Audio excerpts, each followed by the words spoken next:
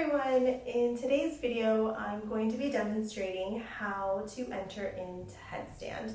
Now there are two types of headstands. There is a forearm headstand and a tripod headstand.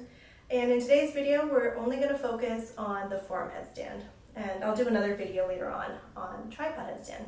So if you're new to inversions, I highly recommend setting up your mat next to a wall.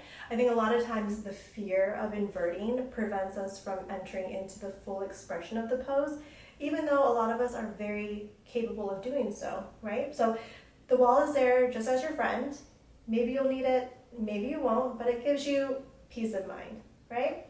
So I'm going to start off by demonstrating headstand.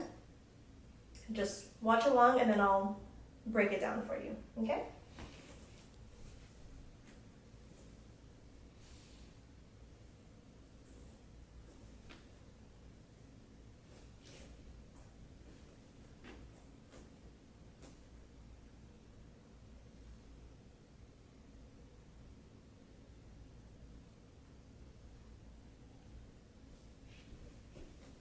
Right. So let's break it down.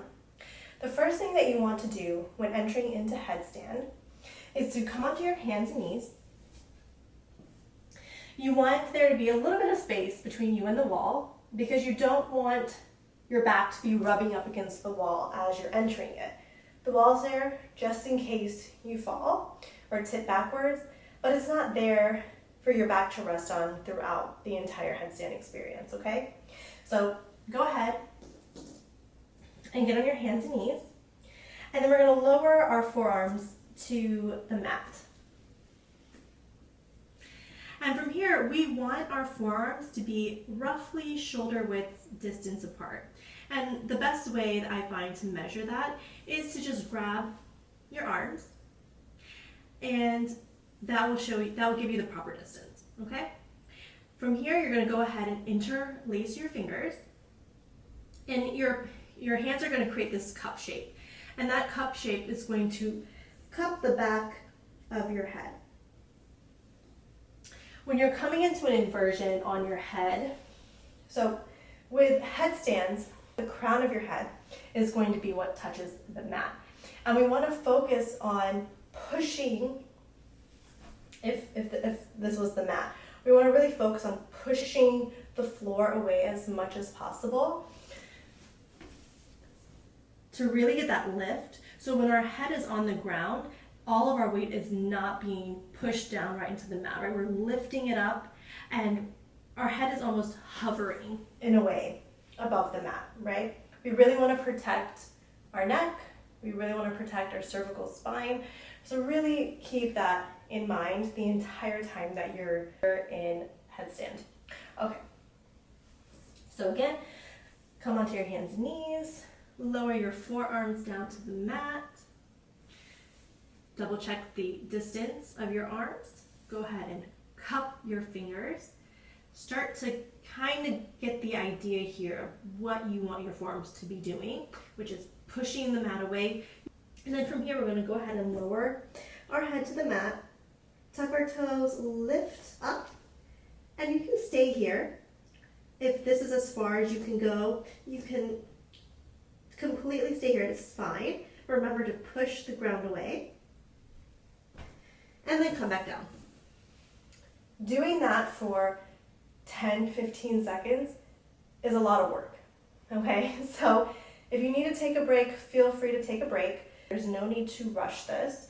There's no need to feel like you need to be able to enter into headstand on day one. Take your time, okay? Another thing that I want to mention is that you do not want to hop or jump into headstand. You know, with other inversions like handstand, we kick off the ground.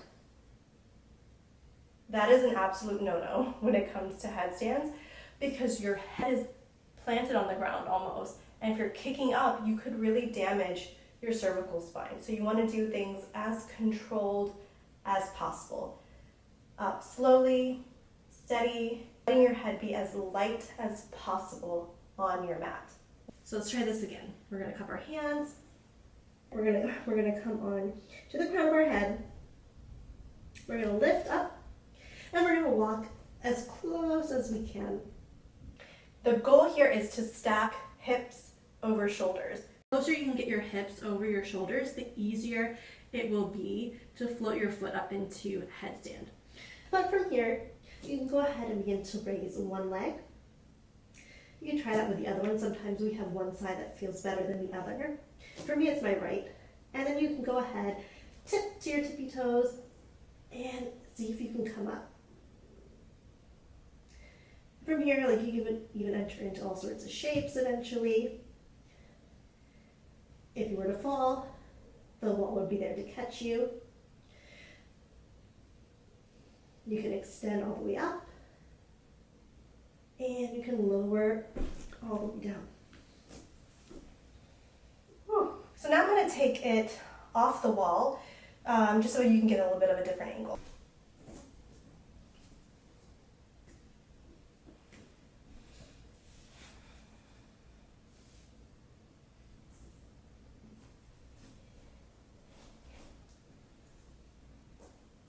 Thank you so much for practicing with me today. If you found this headstand tutorial helpful, please don't forget to like and subscribe.